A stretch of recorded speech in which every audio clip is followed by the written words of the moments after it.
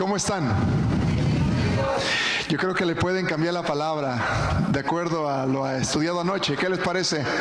Ahora les pregunto, ¿cómo están?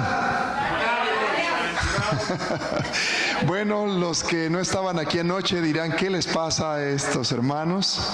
¿Por qué responden así?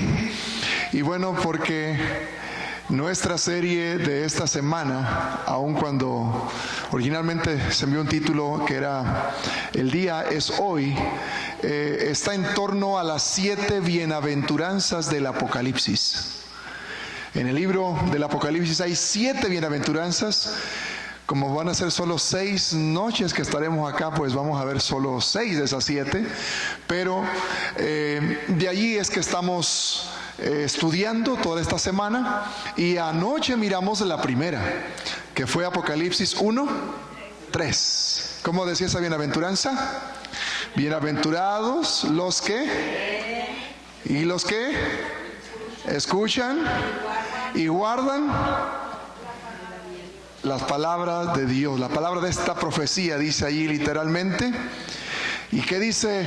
Porque el tiempo está cerca. Así es, mis queridos amigos y hermanos. Por eso es que ayer, cuando dimos el significado o más bien la palabra original griega de la que se traduce bienaventurados, aprendimos que la palabra es Macarios. Y de allí que esa es la respuesta que escuchamos, ¿no? ¿Cómo estamos, Macarios? Bienaventurados, que significa también felices, dichosos en Cristo Jesús. ¿Listos para este tema, hermanos?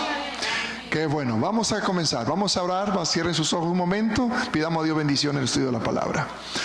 Padre de amor, gracias por la jornada de hoy, las labores, los afanes que cada uno ha tenido, pero qué bendición que ellos, cada uno, Señor, al terminar, dispusieron sus pasos, su tiempo para venir aquí, para estar en tu presencia, para unirnos como tu pueblo, abrir tu palabra, aprender de ti, escuchar tu voz y, Señor, ser bendecidos en este conocimiento que siempre hay cuando abrimos la Santa Biblia.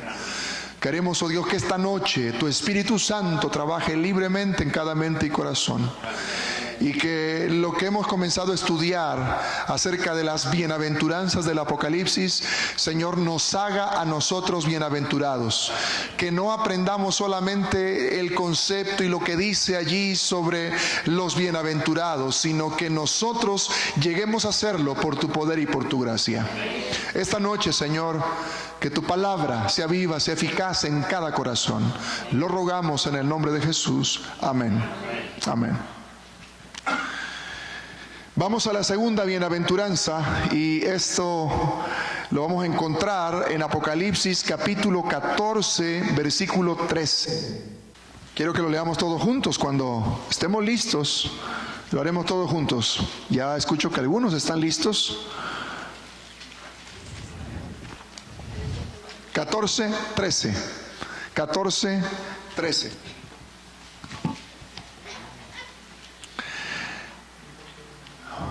¿Lo tenemos todos? ¿Decimos amén? Vamos a leer. La palabra de Dios dice así: oí una voz, muchas gracias, oí una voz desde el cielo que me decía: escribe, bienaventurados de aquí en adelante los muertos que mueren en el Señor. Sí, dice el Espíritu, descansarán de sus trabajos, porque sus obras con ellos siguen. Esta es la segunda bienaventuranza, y dice aquí, para los muertos que mueren en el Señor. Es impresionante lo que sucede cuando alguien ha vivido para el Señor. Cuando alguien su vida la ha dedicado al servicio de Dios. Y como todavía ocurre, no solo está en la historia, en algunas regiones donde está todavía la opresión, donde no hay libertad de culto, de adorar al Señor, de leer la palabra, todavía hay mártires, personas que literalmente dan la vida por la causa de Cristo. Y cuando alguien da la vida por el Señor, ya que vive para el Señor, cuando muere, dice aquí la palabra, es bienaventurado porque muere en el Señor. No se puede morir en el Señor si no se ha vivido en el Señor. No se puede morir en Cristo si no se ha vivido en Cristo. Y sabes, cuando la palabra de Dios aquí nos dice que tales personas son bienaventurados, es porque aun cuando ya no respiran, aun cuando ya se acabó y se extinguió ese aliento de vida y volvió a quien lo dio, que es nuestro Dios, tal persona, al mirarlo allí, inerte, su cuerpo, quien lo ve, porque sabe su historia, porque sabe lo que fue su vida, puede decir, bienaventurado, bienaventurado, porque esta persona murió en el Señor. Y murió en el Señor porque vivió en el Señor. Y ya decíamos que ayer que la palabra bienaventurado también significa dichoso, feliz. Entonces, ¿cómo un muerto puede aplicársele ese término cuando sabemos que la muerte lo que trae es dolor, es sufrimiento, es llanto, es lágrimas? Sí, sí. Para los que le aman, para los que amaron a esa persona en vida, es una pérdida, es una ausencia, causa tristeza ciertamente, pero la palabra de Dios en 1 Tesalonicenses capítulo 4 dice que esa tristeza no es como de los que no tienen esperanza. Es diferente, porque se trata de una persona que al morir en Cristo solamente dormirá ese sueño de los justos. Y cuando suene la trompeta será de aquellos que dice la Escritura, los muertos en Cristo resucitarán. Ahora, mis hermanos, vamos a mirar un versículo antes al 13, que es el 12, porque hay otra palabra aquí que vamos a aplicar a los bienaventurados. Ya dijimos que para ser un bienaventurado que muere en el Señor, tiene que haber sido un bienaventurado que vive en el Señor. ¿Y qué es lo que hace alguien que vive en el Señor, según vimos ayer? Es alguien que lee la palabra de Dios, alguien que escucha la palabra de Dios, pero que la guarda en su corazón. Y guardar la palabra significa obedecer al Señor y decirle: Señor, no sea tu voluntad, no sea mi voluntad, sino la tuya, la que rija, porque yo quiero andar en tus caminos. Entonces, esa persona que guarda la palabra de Dios en su corazón, porque ha leído, ha escuchado la voz de Dios, es una persona bienaventurada. Y hay un término en el versículo 12 para entonces describir aquello de lo que hablábamos ayer. Miren lo que dice. Dice la palabra de Dios allí: aquí está la paciencia de quienes, dice ahí, de los santos, los que guardan los mandamientos de Dios y la fe de Jesús. Yo quiero que nos alcance el tiempo y no, así como ayer, no pasarnos mucho, pero hay algo aquí que está viniendo en mi mente y considero que es importante también compartirles. Miren, estos dos versículos, tanto el 13 como el 12 que acabamos de leer ahora, están en medio de una parte de un trozo de la Biblia que se le conoce como el mensaje de los 3 ángeles. Los ángeles traen un mensaje de advertencia, pero también de esperanza. El mensaje que, recuerden que ayer estábamos en la introducción diciendo que el Apocalipsis, ¿qué significa? La revelación. ¿Y de quién? No es un conocimiento de símbolos solamente, de eventos, de sucesos que están en el marco de un cronograma profético. No es solo eso. Porque eso hasta solo da miedo de mirar todo lo que hay ahí en símbolos e imágenes. No. El Apocalipsis es la revelación de Jesucristo, de que a pesar de todo lo que ocurra en este mundo, siempre Jesús va a estar con su pueblo. Nuestro Señor va a caminar al lado del creyente fiel. Y entonces, cuando vemos este marco, que es un mensaje de advertencia, porque el mundo está convulsionado y hay fuerzas satánicas que quieren echar por tierra toda la obra de nuestro Señor Jesucristo, y también la iglesia que Él ha constituido, y también atacar a sus escogidos. Cuando vemos todo eso allí, mis hermanos, tenemos que entender algo, que esos mensajes de los ángeles justamente corresponden a los santos de los que acabamos de leer allí en Apocalipsis 14:12. En otras palabras, es la misión que tienen esos santos. Porque el surgimiento de ese pueblo especial que guarda los mandamientos de Dios y la fe de Jesús se le conoce como el remanente de Dios. Y la palabra remanente es similar o es sinónimo de residuo, de aquello que queda, así como el pastor Norris cuando toma su pozol.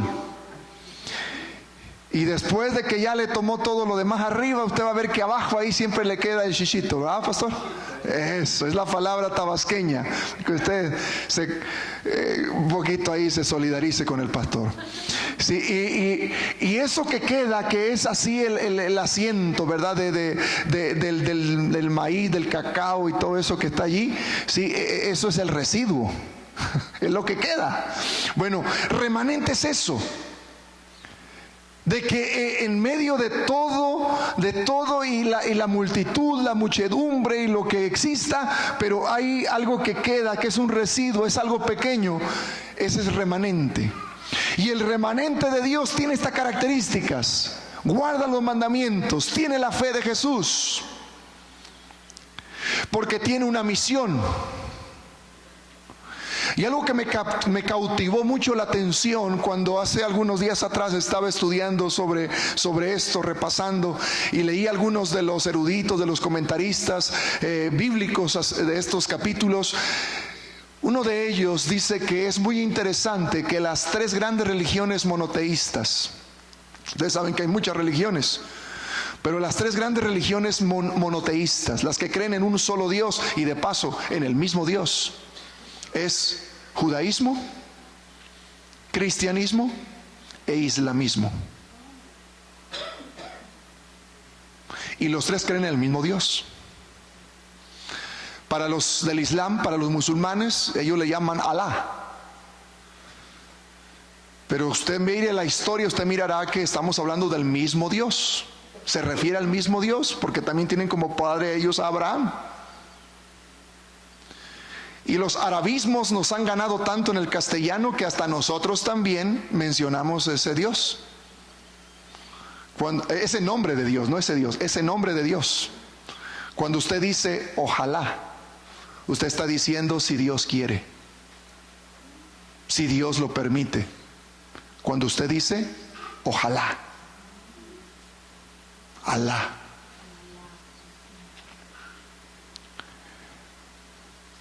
Los cristianos, obviamente, reconocemos la deidad en tres personas: Dios Padre, Hijo y Espíritu. Eso está claro para todos, ¿verdad? ¿Todos lo creemos? ¿Decimos amén? Ok. Y entendemos que en la persona de Cristo, en su revelación, que es la que estamos mirando especialmente esta semana solo en el Apocalipsis, nosotros tenemos salvación, tenemos vida eterna. Los judíos creen, decíamos, en el mismo Dios, pero no aceptan que Jesús es el Mesías, que todos los profetas anunciaron y profetizaron en el Antiguo Testamento. Pero volviendo al punto de que creen en el mismo Dios, ¿por qué se los digo a ustedes, hermanos? Porque, escucha ahora esto: el judío es una persona celosa de guardar los mandamientos. ¿Usted está claro con eso? muy celoso, muy estricto. El musulmán es alguien que todo lo ve en un contexto de juicio, juicio que a veces lo lleva hasta la venganza y hasta la autoinmolación. Si es necesario, se ponen bombas en el cuerpo y se hacen explotar por causa de Alá, su Dios. Juicio. Y ellos tienen la idea de que están puestos en este tiempo en el mundo para que Dios, en su nombre que ellos usan, que es Alá, traiga juicio a todas las naciones que no están, según ellos, apegadas a la verdad que ellos profesan o creen. Y los cristianos, al entender que Jesucristo, como dije hace un momento, es en quien se personifica la salvación, la vida eterna para todo aquel que cree, de acuerdo a San Juan 3:16, ¿verdad? Como Jesús se lo tuvo que hacer entender a un erudito judío llamado Nicodemo, y le dijo: de tal manera amó Dios al mundo que ha dado su Hijo unigénito. ¿A quién dio? ¿Quién es su Hijo unigénito? Jesucristo, para que a todo aquel que en él cree no se pierda, tenga vida eterna. El cristianismo lo que ofrece es un plan de salvación. Lo que ofrece es a Jesús, un mensaje de esperanza. ¿Qué quiero decir con esto? Que si los musulmanes hablan de juicio, si los judíos hablan de obediencia solamente, apegados a los mandamientos, los cristianos de la gracia y de la salvación en Cristo Jesús, hermanos queridos, el remanente escogido de Dios, de Apocalipsis 14, desde el versículo 6 en adelante, es el pueblo que el Señor ha llamado en este tiempo para que anuncie esas tres cosas: la gracia salvadora de Cristo, la observancia fiel a los mandamientos de Dios por amor a Él, y que viene la hora de juicio. ¿Qué les parece eso?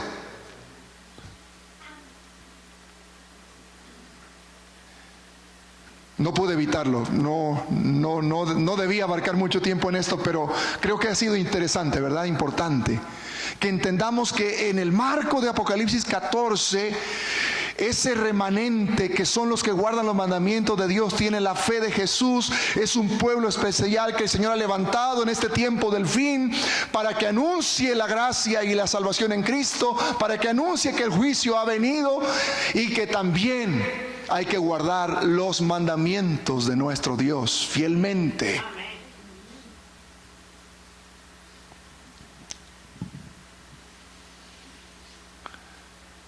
Y dice allí el versículo 12: la paciencia de los santos. Y hace ya un buen rato les dije que íbamos a ver la otra palabra importante allí. La palabra es santos. Ese remanente está compuesto por santos. Y tenemos que desmitificar esa palabra, querida iglesia, querido amigo, porque muchos hemos escuchado ese término desde hace muchos años. Algunos quizá crecimos con ciertos conceptos y creencias que hacía que en esa palabra, al escucharla, enseguida pensáramos en seres humanos que llegaron a un nivel en que ya no pecaban, en que incluso fueron promovidos para que se hicieran personas que fueran beatificadas, que se hicieran imágenes de tales personas, de modo que creyentes cristianos después hasta también adoraran a tales imágenes de esos santos que vivieron tiempo atrás. Y eso no es santos de acuerdo a la Biblia. Santo de acuerdo a la Biblia es una persona apartada para Dios. Santo es una persona separada para que le sirva a Dios. Es una persona que ya no le pertenece al mundo, no le pertenece a Satanás, sino que esa persona, al aceptar a Cristo Jesús, el Señor declara que es suyo. Y por lo tanto, esa persona imperfecta, esa persona con tantos defectos ciertamente, pero ahora vestida, y vamos a ver eso en estas siguientes noches, porque una de las bienaventuranzas es para aquellos que guardan sus ropas sin mancha, y vamos a ver algo de eso ya en esta semana. Pero hermanos queridos, personas que lo que han recibido es el manto de la justicia de Cristo Jesús, porque Él sí es santo, es perfecto. Él es el Cordero sin mancha, que fue llevado al matadero, como profetizó Isaías. Enmudeció, no abrió su boca, pero por su llaga, por sus heridas, por su sangre expiatoria es que nosotros hemos sido rescatados. Y tenemos hoy salvación en su nombre. Así que, estimado hermano, amigo, qué importante es que nosotros, mirando en este contexto la obra de Cristo Jesús, podamos aceptar que la palabra santos aplica para nosotros. Ayer alguien aquí me dijo: pastor, es que yo he estado últimamente cometiendo errores. Me he sentido manchado, me he sentido sucio. Y me encantó, le dije: hermano, qué honesto es usted, pero el Señor lo va a fortalecer y lo va a hacer victorioso. Y cuando alguien expresa eso, es algo sincero y genuino. De paso, nunca nosotros tenemos que juzgar cómo alguien se siente, como alguien. Lo único que tenemos que hacer como hermanos en Cristo es alentarnos unos a otros, orar unos por otros, fortalecernos unos a otros. Pero el hecho de que nos sintamos así es justamente la oportunidad de Dios para santificarnos. Porque cuando Jesús vino a esta tierra, había personas que creían que eran santos, y el Señor les dijo algunas veces que parecían sepulcros blanqueados. O les dijo que eran como esos platos, ¿verdad?, que por dentro estaban sucios y por fuera, por abajo, limpios. El Señor así les dijo. Personas que se justificaban en sus obras. Personas que creían que ellos sí guardaban los mandamientos y por lo tanto ellos eran justos y perfectos. Y no fue así. Por eso Jesús le dijo a Nicodemo, recuerdan que lo que vimos ayer de paso con la persona de él: tú has leído mucho, tú has escuchado mucho sobre todo lo que dice la palabra de Dios, pero no lo estás guardando en tu corazón de la manera correcta. Y tú necesitas nacer de nuevo. Y aquel que está necesitado de Jesús, aquel que se siente pecador y sabe que es pecador, porque finalmente todos lo somos, pero se siente manchado, se siente imperfecto, se siente hasta sucio, entonces reconoce que necesita de Cristo Jesús, y es allí donde el Señor realmente puede santificarnos, porque Jesús dijo que el que cree que ya está sano no busca médico, ¿cierto? Pero aquel que se sabe enfermo, ¿qué hace? Busca al médico, busca sanidad. Y esa es la oportunidad de Dios para santificarlos. ¿Y cómo nos santifica el Señor? Cuando Jesús oró por sus discípulos, poco antes de que Él ya iba a ir a la cruz, Jesús dijo: santifícalos en tu verdad, en la verdad. Tu palabra es la verdad. ¿Con qué nos santifica el Señor entonces? Con su palabra. Pero más allá de solo la palabra, es con una comunión diaria y permanente con Jesús. Al leer la palabra, al escuchar la palabra, al compartir la palabra, al vivir una vida de obediencia ante el Señor por amor, al testificar, hermanos queridos, nosotros estamos siendo santificados. Seguimos siendo pecadores porque esta humanidad que tenemos nos va a acompañar hasta el último día de nuestra muerte, de nuestra vida, perdón, o hasta el día en que veamos a Cristo Jesús, hasta el día de la resurrección, cuando todo esto mortal será vestido de inmortalidad y esto corruptible será incorruptible. Hasta entonces, por lo tanto, nosotros tenemos que ser conscientes de nuestra necesidad de Dios, pero no autoexigirnos esa perfección o santidad como alguien quizá nos enseñó equivocadamente, porque usted se va a dar de topes en la vida, hermano.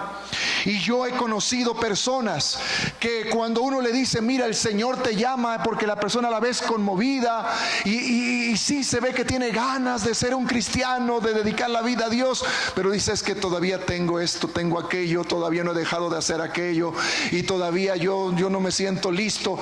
Y tú le dices, pero es que es así como el Señor te busca y te necesita, porque Él es el que te santifica. No quieras santificarte tú primero. Aquellos que dicen, no, es que primero voy a arreglar eso en mi vida, primero voy a componer eso en mi...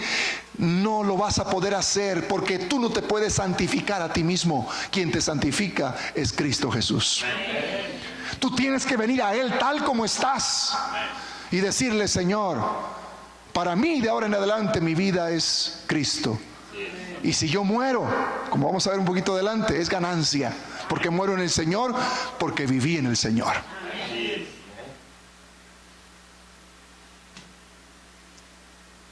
Vamos con claridad, hermanos, hasta aquí en el estudio. Entonces, no te autoexijas tanto. Y mira, voy a tomar una ilustración de algo que yo leí a mis 18 años y a mí me encantó ese libro, porque me dio una perspectiva muy hermosa del plan de Dios para mi vida. Porque para serles honesto, siendo un jovencito, un adolescente, cuando yo me bauticé, yo me daba de topes, yo me decepcionaba tanto de mí, porque pensaba que yo podía llegar a ser perfecto en el sentido de ya no pecar más y de, ¿me entiende? De que ya no iba yo a ser un muchacho que se iba a equivocar en sus palabras, en sus acciones y en otras cosas. El libro que leí se llamó 95 tesis acerca de la justificación por la fe, de un doctor adventista que se llama Morris Benden. El que ustedes tienen aquí es casi así, es que es Norris, no Morris. Y tal pastor Morris, él dio una ilustración allí. Y escuchen bien, porque voy a hacerles una pregunta. Un niño, cuando está por cumplir un año de edad, en su gran mayoría los niños a esa edad comienzan a caminar. Pero en ese comenzar a caminar, se caen, qué bueno que lo dijo, pero también a veces duda, siente temor, pero se atreve. Porque papá se pone allá como a unos 5 metros o 3 quizá nada más, y le dice, suéltate del sofá, de la silla, camina, y le abre los brazos, papá. Yo lo hice con mis hijas. Y finalmente se anima, ¿verdad? Y así como borrachito, pero finalmente llega y la abrazas. Morris Benden pregunta, ¿ese niño camina perfectamente? ¿Es perfecto caminando? Esa es la respuesta común, pero es la equivocada. Sí, la respuesta es sí. Porque los niños a esa edad así caminan. ¿Va a caminar mejor en el futuro? ¿Va a llegar a correr, quizás sea hasta un atleta que corra los 100 metros en menos de los 10 segundos? Pero eso será en el futuro. Porque lo que va a hacer a partir de ese añito de edad en el que apenas está, va a ir creciendo. Va a ir creciendo. Por lo tanto, eso es la santidad y la perfección en términos cristianos. Eres una nueva criatura cuando llegas a Jesús y ya eres santo porque Él te aparta y dice: es mío, es mía esta persona. Pero eres nueva criatura y estarás caminando. Apenas comenzarás a andar la vida cristiana, pero vas a ir creciendo, porque la santidad es crecer en Cristo. El que comenzó la buena obra, dice los Filipenses el apóstol Pablo, la perfecciona. ¿Hasta cuándo? Hasta el día de Jesucristo. Por lo tanto, tenemos que ser pacientes con nosotros mismos. ¿Está siendo claro este asunto, hermanos, del crecimiento, la santidad? Así es, lo mismo con un niño o una niña que está leyendo a los 5 o 6 años de edad y deletrea, no lee de corrido, pero es perfecto, porque así se lee a esa edad. Pero va a crecer, va a crecer. Y tú y yo estamos llamados a ser santos en Cristo Jesús, que nos toma donde nos encuentra, pero nos va a llevar creciendo y vamos a ir avanzando en esa vida de victoria en victoria. Algunas veces sí, vamos a lamentar, vamos a llorar, vamos a sentirnos tristes por lo que nos pasa, pero nos vamos a levantar de nuevo y vamos a seguir. Usted mire la vida de David. Aciertos y desaciertos, victorias y derrotas en diferentes aspectos de su vida. Pero lo que siempre hizo ese hombre fue volver a Dios. Volver a Dios. El Salmo 51 es la expresión más hermosa hecha poesía de cómo una persona le ruega al Señor que cree en Él un espíritu recto, que le cambie el corazón. Por eso nuestro Dios llegó a decir de Él: un varón conforme a mi corazón. Porque fue avanzando a pesar de todas las vicisitudes, creciendo. Y como el Señor lo llamó desde que era un jovencito, ese hombre lo llamó a vivir una vida al lado suyo para crecer en santidad. Ahora, ¿cuánto tiempo me queda, Pastor Norris?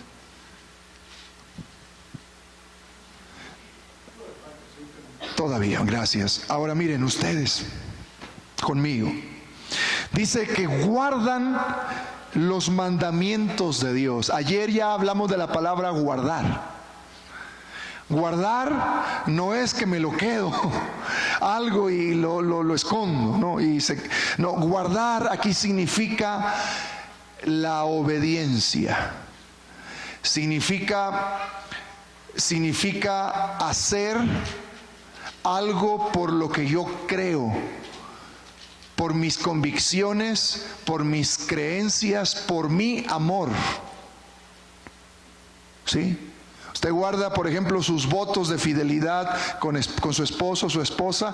Eso es porque usted tiene un compromiso, ¿sí? Y usted lo que hace es ser fiel, ¿sí? Entonces guardar es eso, compromiso, fidelidad. Y dice aquí que guardan los mandamientos de Dios y tienen la fe de Jesús. Debo decirte que Juan pues era un hombre de origen judío, cristiano, porque fue un discípulo de Jesús y un apóstol de Jesús, pero su origen era judío. Y como todo judío, en su concepto, mandamientos era una cosa y la ley era otra cosa. Voy a ser claro en esto.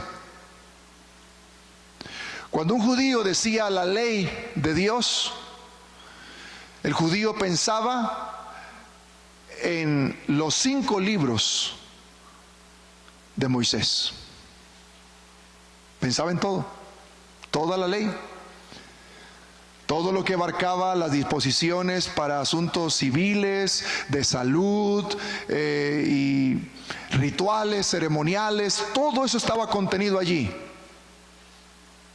todo. Pero cuando hablamos específicamente los mandamientos de Dios, ya en esta era cristiana, estamos, hermanos, hablando solo de aquellos mandamientos que fueron escritos con el mismo dedo de Dios, los cuales describen para los santos del Señor la relación que tienen con Dios y también con el prójimo. Los 10 mandamientos, los primeros 4 que tienen que ver con esa relación con nuestro Dios, y los 6 que son en relación con el prójimo o con el ser humano. Y mis hermanos, hay mucho en contra sobre esto que estamos diciendo justo ahora. Lamentablemente no tiene que ver con otras religiones como las que hablamos hace un rato, sino en los mismos círculos cristianos. De pensar que esos mandamientos ya no tienen que ver con el pueblo cristiano de hoy, con el remanente de Dios. Cuando aquí dice muy claramente que ese remanente, esos santos, guardan los mandamientos. Si no fuera necesario, no estaría allí, querido hermano y amigo. Ahora, ¿por qué es importante? Porque los mandamientos no son tan importantes por sí mismos, sino por la relación o el vínculo que crean entre quien lo dispone y quien lo guarda. Eso es lo importante, la relación con Dios. ¿Y por qué es así? Porque quien lo dispuso, lo dijo por amor. Y quien lo guarde y lo obedezca, también lo hace por amor. Mira nada más un poquito de esos mandamientos. Si nuestro Dios dice que no matemos, que no robemos, que no adulteremos, que no envidiemos, que no codiciemos, hermano, es porque quiere evitarte el dolor. Porque cuando alguien hace eso, ¿qué es lo que trae a su vida y a los que están alrededor? Dolor, tristeza, a veces muerte también. Es terrible eso. Así que nuestro Dios lo que quiere es evitarnos ese sufrimiento innecesario. Cuando una persona entiende cómo Dios le ama, dice: yo lo que voy a hacer es corresponder. Y hay uno de esos mandamientos, que es el 4º mandamiento, donde hay todavía más controversia, porque para aquellos que mencionaban en el ambiente cristiano actual, dicen es que todos esos mandamientos fueron dados solamente para los judíos desde el tiempo de Moisés, y eso llegó solamente hasta el tiempo de Cristo, pero entonces cuando Jesús murió, eso ya quedó abolido, eso ya no más. No podemos nosotros aceptar algo como tal, porque los mandamientos de Dios vienen desde antes de que existiera el pueblo judío mismo. Los mandamientos de Dios tienen que ver, mis hermanos, con disposiciones del Señor que dio oralmente a nuestros primeros padres, y que los padres transmitían unos a otros. Tan así que cuando ya ese pueblo escogido de Dios, y era el pueblo hebreo, había estado 400 años esclavizado, habían dejado de guardar los mandamientos de Dios, el Señor se los da de nuevo a través de Moisés en aquellas tablas escritas con el mismo dedo de Dios en el Sinaí. Ese mandamiento del que les hablo, que es el 4º, el Señor les dijo: acuérdate, porque se habían olvidado. Acuérdate del sábado para santificarlo. 6 días trabajarás y harás toda tu obra, mas el 7º día será reposo para Jehová tu Dios. No hagas en él obra alguna, ni tú, ni tu hijo, ni tu hija, ni tu siervo, ni tu criada, ni tu bestia, ni tu extranjero que está dentro de tus puertas. Porque en 6 días hizo Jehová los cielos y la tierra, el mar y todas las cosas que en ellos hay. Hermanos, toda esta disposición, todo este concepto era para que el ser humano siempre entendiera que Dios ha sido el creador y sustentador del mundo, todo lo que existe, y también de la vida tuya y mía. Y que el tiempo que Él apartó desde la misma creación para la comunión con sus criaturas racionales, que somos nosotros los seres humanos, es un tiempo de bendición espiritual, es un tiempo de bendición para la familia, de descanso físico también. En el Evangelio de Marcos capítulo 2, el Señor Jesús mismo dijo que el sábado fue hecho y no el hombre por causa del sábado. ¿Qué significa eso? Rápidamente, nada más hagamos el orden de los días de la creación. ¿En qué día fue creado el hombre? En el sexto día. ¿Y el sábado en qué día se instituye? En el séptimo. ¿Qué fue creado primero? El hombre.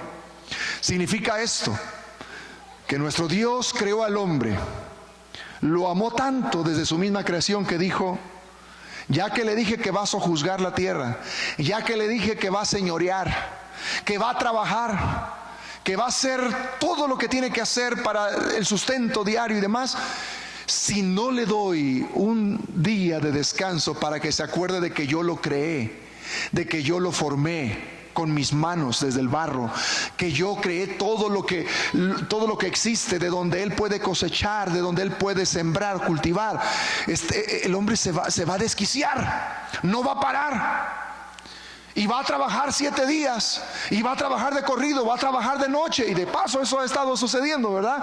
Y no va a saber cómo descansar y recordar a su Creador y estar con su familia y tener comunión y tener paz. Entonces, como el Señor creó al hombre en el sexto día, dijo: le voy a dar una bendición. Siguiente día, como ya se acabó la creación, va a ser un día para que descanse. De allí que tenga ese sentido el versículo de San Marcos 2: por causa del hombre, para beneficio del hombre. Ahora, si nada más lo quisiéramos invertir, y en el sexto día hubiera sido creado o instituido el sábado, en el sexto día, y en el séptimo Dios dice: pues ya hice un día para que yo, como soy Dios, quiero que me adoren, quiero que estén en la iglesia, que canten, que digan tantas cosas bonitas de mí. ¿Qué hago? Ya sé, voy a ser un ser racional, un ser humano. Lo voy a formar con mis manos, le voy a dar aliento de vida, y voy a hacer que esos seres humanos me adoren. Los voy a obligar a que me adoren. Eso habría sido si hubiera creado al hombre, el sábado en el sexto día, y al hombre después. Podríamos haber interpretado que lo que Dios hizo fue crear o hacer una criatura para el sábado. Pero no. El sábado es por causa del hombre, y no el hombre por causa del sábado. Mira, yo lo estoy diciendo, pero alguien me puede decir aquí: pastor, usted da por hecho de que nosotros ya conocemos los versículos de la Biblia. Bueno, veámoslo juntos, Marcos 2, por favor, y de ahí saltaremos ya a lo último de nuestro estudio de esta noche. Pero quiero que tú y yo lo leamos tal como está en la palabra. Ayer miramos que importante es leer, ¿verdad? Leer, abrir la Biblia y leer. Tenemos la libertad, gracias a Dios, y podemos nosotros leer. Versículo 27. Marcos 2, versículo 27. También les dijo: el día del sábado, o día de reposo, de acuerdo a algunas versiones, pero usted mira abajo el asterisco, va a decir que equivale a sábado. El día de sábado fue hecho por causa del hombre, y no el hombre por causa del día de reposo o del sábado. Por tanto, el Hijo del Hombre, ¿a quién se refiere cuando dice el Hijo del Hombre? A Cristo Jesús. Es Señor aún del día del sábado. ¿Quién es el que nos santifica, mis hermanos? Jesús. Y cuando guardamos el sábado somos santificados. porque es un día que dedicamos completamente a la adoración, a la comunión con Dios. Los que guardan los mandamientos de Dios, no solamente somos bien santos, como dice ahí el versículo 12, sino más adelante también somos llamados bienaventurados. Bienaventurados.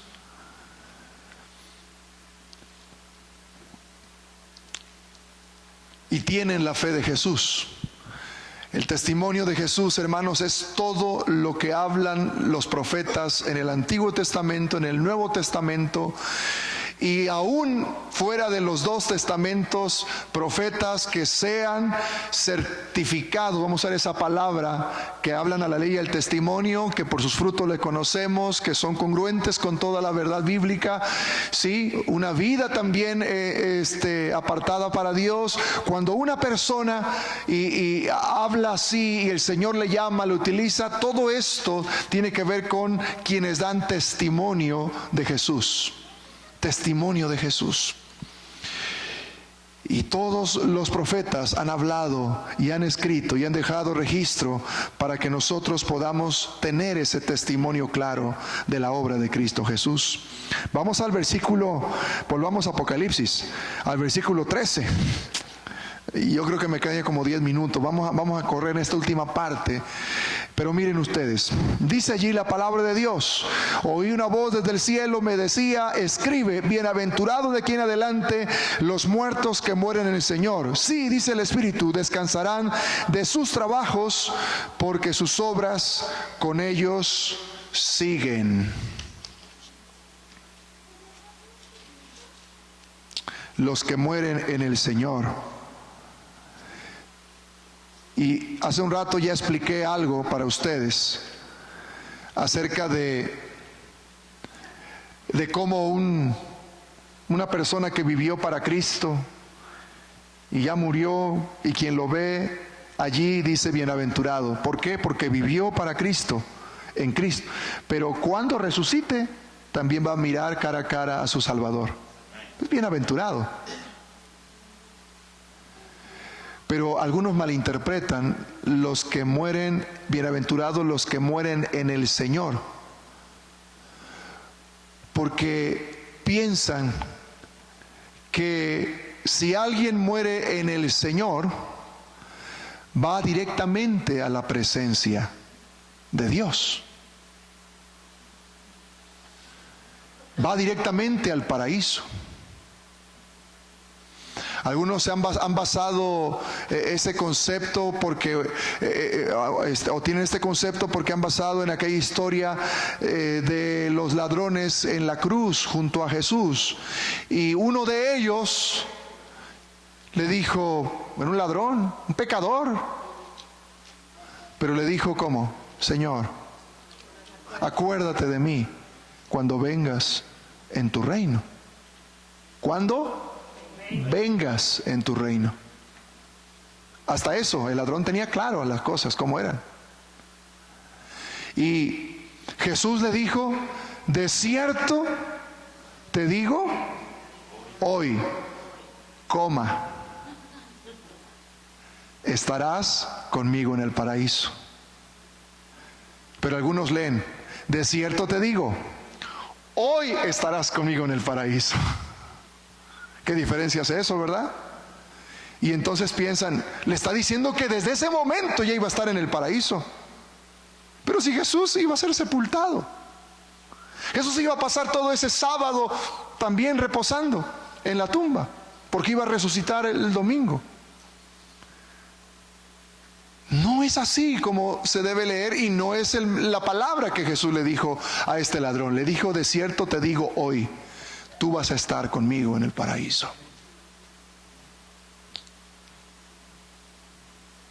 Cuando alguien muere,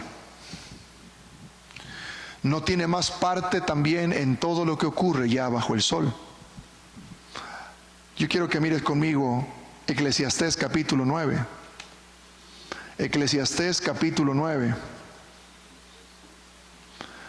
Ahí hay un mensaje muy claro acerca de lo que pasa con los que mueren. ¿Ya lo tenemos? Eclesiastés capítulo 9, los versículos que vamos a leer es el 5 y el 6. Eclesiastés 9, Eclesiastés usted lo va a encontrar después del libro de los Proverbios.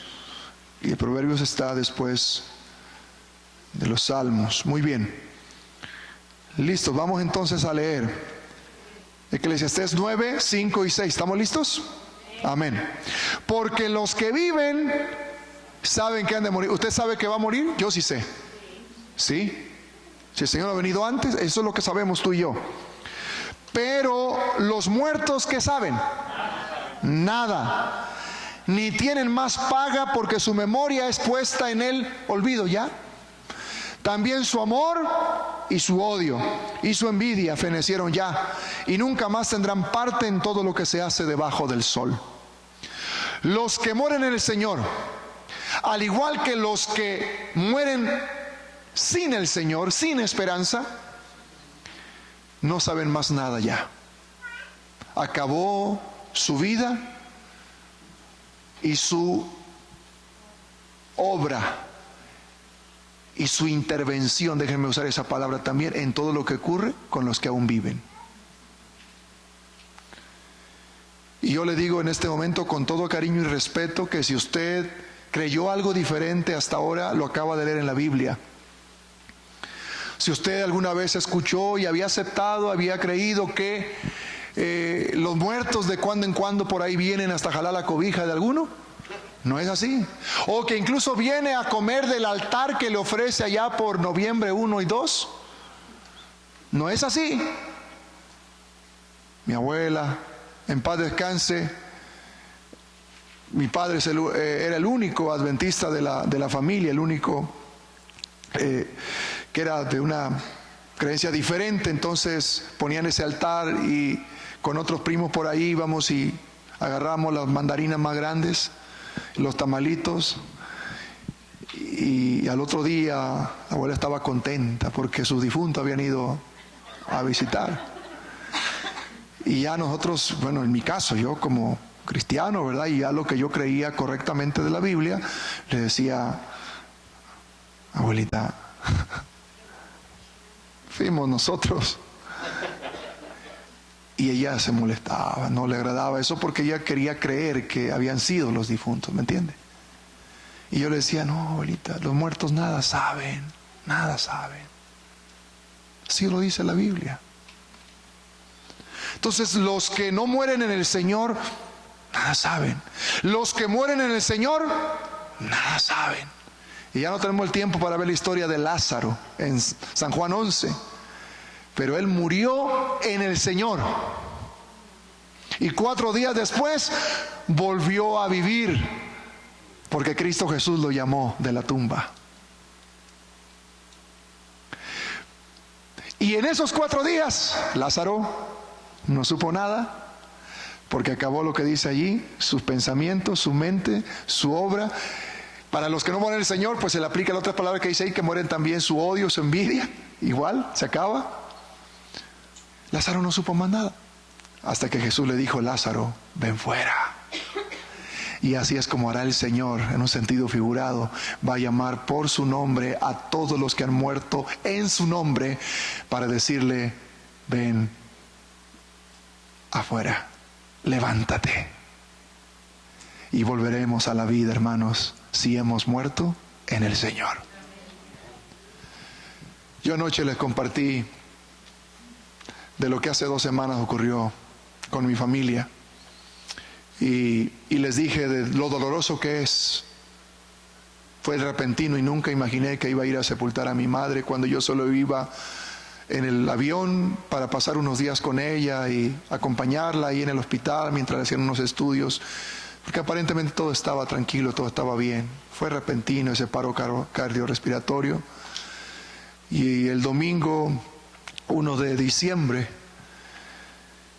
le llevamos al cementerio donde están su padre, su mamá y otros de la familia. Y allí, cuando ya estábamos cantando los últimos himnos y cuando mi padre pronunció las últimas palabras, yo miré al lado la tumba de mi abuelo, el padre de mi madre. Él se llamó Isidro. Mi papá se iba a casar con mi mamá en octubre del 68.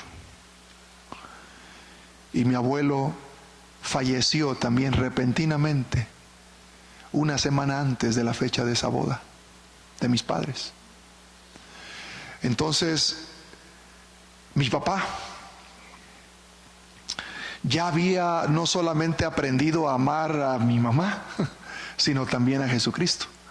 Porque mi abuelo, cuando mi papá iba a visitar a mi mamá, le dice, yo no solo quiero que te enamores de mi hija, quiero que te enamores de Cristo. Mi papá era un hombre de juego, de borracheras, de peleas de gallos, de carreras de caballos, de mucho mundo en los ranchos, como se acostumbra allá en Veracruz. Y mi papá le llevaba 9 años a mi mamá. Así que en ese sentido mi abuelo también la reserva, ¿no? Mi mamá tenía 16 años cuando mi padre comenzó a enamorarla. Así que le dijo, ¿te enamoraste de mi hija? Ok, pero enamórate de Cristo. Si no, no te casas con ella. Mi papá contó el domingo 1 de diciembre a toda la gente que estaba allí en el patio de nuestra casa y dijo, y don Isidro me dio el libro El conflicto de los siglos. Y lo leí una vez, dije, esto tiene mucha historia, tiene cosas que no entiendo, está muy raro. Lo leyó la segunda vez y no le tomaba ningún gusto. La tercera vez, pero para la cuarta vez, que ya habían pasado como unos 7 meses aproximadamente, lo leyó. Y hubo un momento cuando mi padre dijo en su testimonio, yo no le había escuchado esa historia hasta el 1 de diciembre, allí con el ataúd de mi madre todavía, y él dice, cayó de rodillas y dijo, Señor, ahora entiendo que tú quieres que yo deje todo lo que yo había sido para hacer lo que tú quieres que sea, y quieres que sea tu siervo, y yo quiero ser el esposo de Isabel. Bueno, ayúdame, Señor, porque yo sé que aquí lo que está diciendo es que vienen tiempos peligrosos, más difíciles, porque es el tiempo del fin.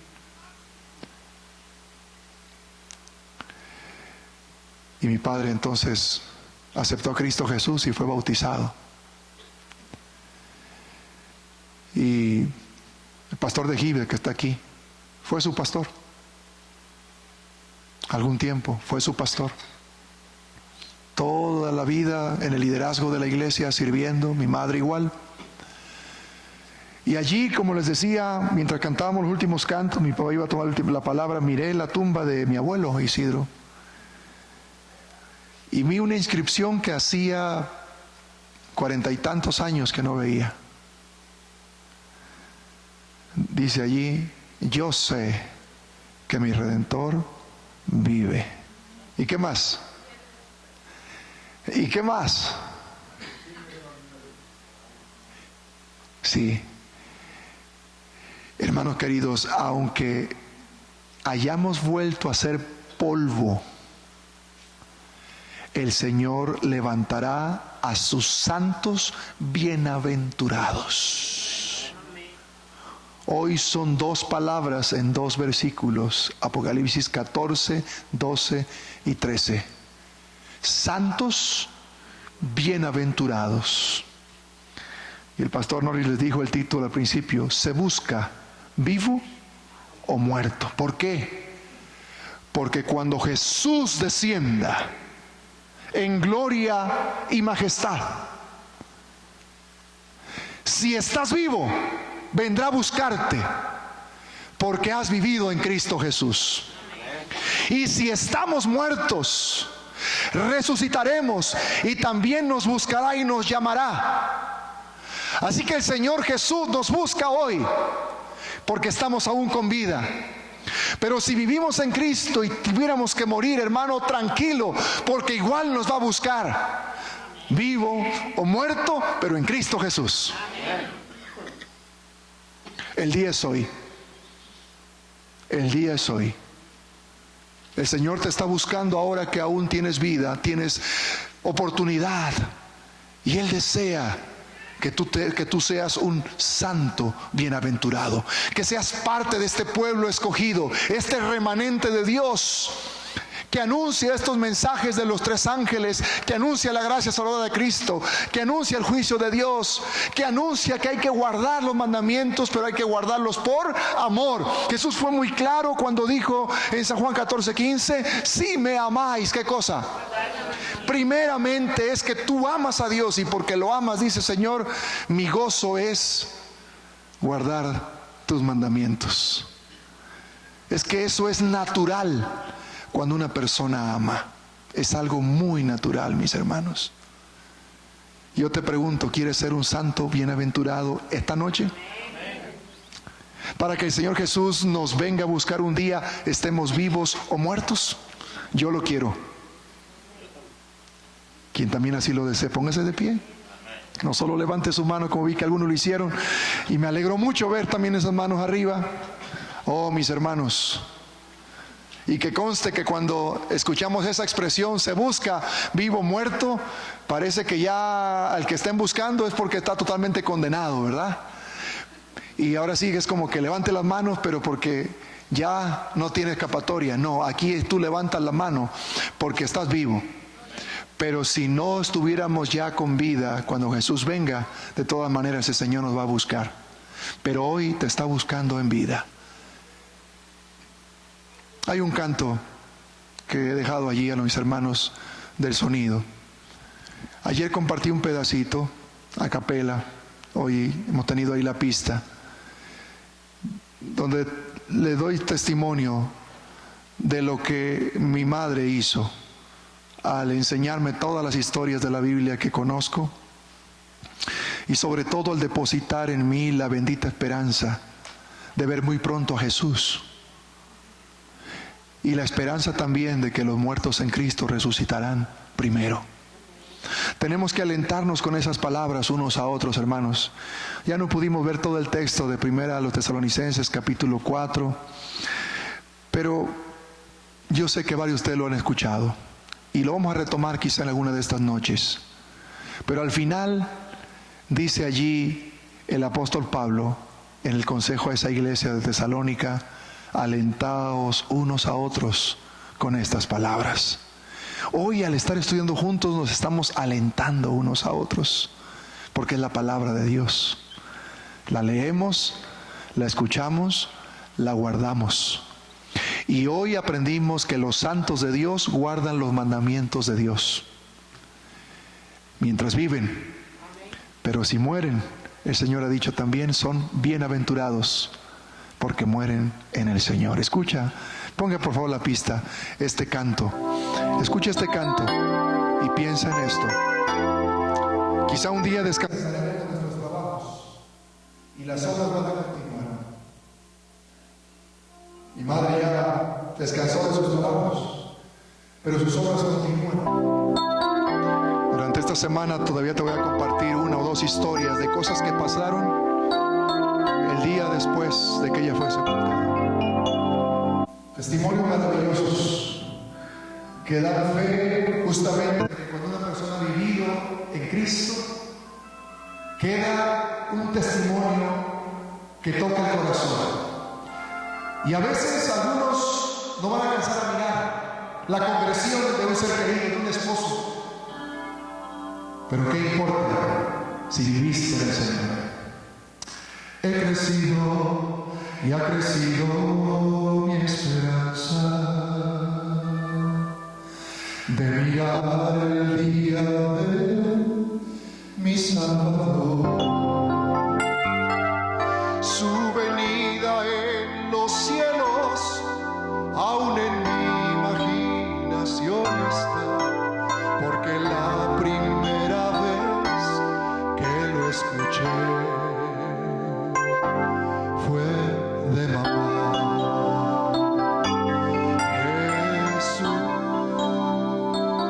Jesús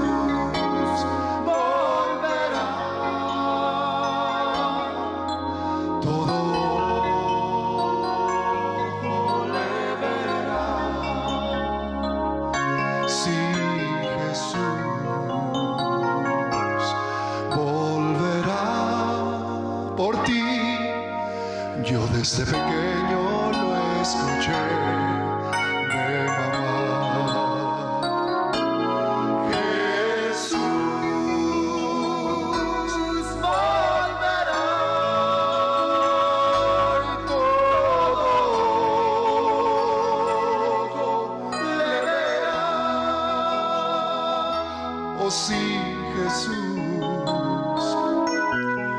volverá. Desde pequeño lo escuché de mamá, de mamá.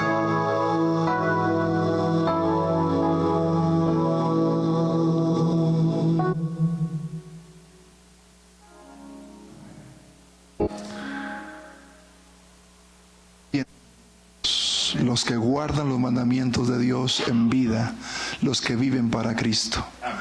Y bienaventurados, porque si hemos de morir, moriremos en el Señor.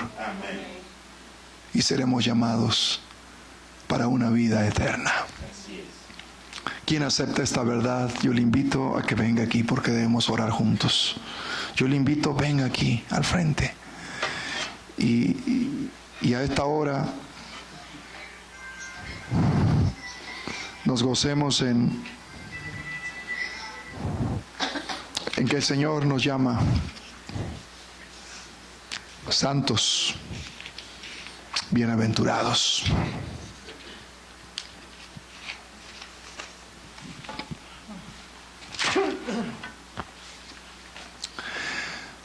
Me alegro mucho por ustedes que se han movido de sus lugares.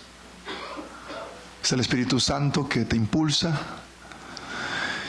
y que te dice que esta palabra es para ti, que la has oído, has leído y la quieres guardar. Y quieres ser de ese remanente escogido que guarda los mandamientos de Dios y tiene la fe de Jesús. Vamos a orar. Nuestro Dios y Padre amado, esta noche tú miras a cada hijo e hija que está aquí, de pie, delante de ti, Señor, porque ha leído y escuchado tu palabra y han resuelto guardarla en su corazón, obedecer a tu voz, pero hacerlo por la única razón válida, que es por amor. De tal modo, Señor, que mientras vivimos, seamos de esos santos que guardan los mandamientos de Dios, tienen el testimonio de Jesús. Pero si morimos, seamos de esos bienaventurados que mueren en el Señor. Y sea que vivos o muertos, en ocasión de la venida de Jesús, sabemos que vendrás a buscarnos. Gracias, oh Dios, por esta gran verdad bíblica y por la claridad que hay en tu palabra, la sencillez para que podamos comprenderla. El enemigo hace todo esfuerzo para distorsionar la verdad tan clara y transparente como es, pero nosotros, oh Dios, tenemos el privilegio de mirar cómo tu palabra se interpreta a sí misma y podemos conocer no solamente tu verdad, sino ser santificados en ella, porque esta verdad está en la Santa Biblia. Gracias, porque tenemos libertad para poder escudriñar, para poder aprender y atesorar y guardar tu santa palabra. Pero esta noche, nuestro Dios, al venir aquí al frente, es porque aceptamos que las palabras santos y bienaventurados son para nosotros, y en esto hacemos un compromiso de ser de aquellos que guardan tus mandamientos, de ser de aquellos que viven para ti. Como dijo Pablo, la vida es Cristo y la muerte ganancia. No pretendemos haberlo ya alcanzado, no pretendemos ser perfectos, no pretendemos ser ese tipo de santos que algunos imaginan que son sin ninguna mancha. Lo único que pretendemos, oh Dios, es ya no vivir nosotros, sino que Cristo vive en nosotros. Y lo que vivamos hoy de en adelante, lo vivamos en la fe del Hijo de Dios, el cual nos amó y se entregó a sí mismo por cada uno de nosotros. A Él sea la honra y la gloria por los siglos de los siglos, y en Él sean perdonados todos nuestros pecados y tengamos hoy salvación y vida eterna. En Él oramos, en Él esperamos, a Él sea la gloria. Amén y amén. Amén.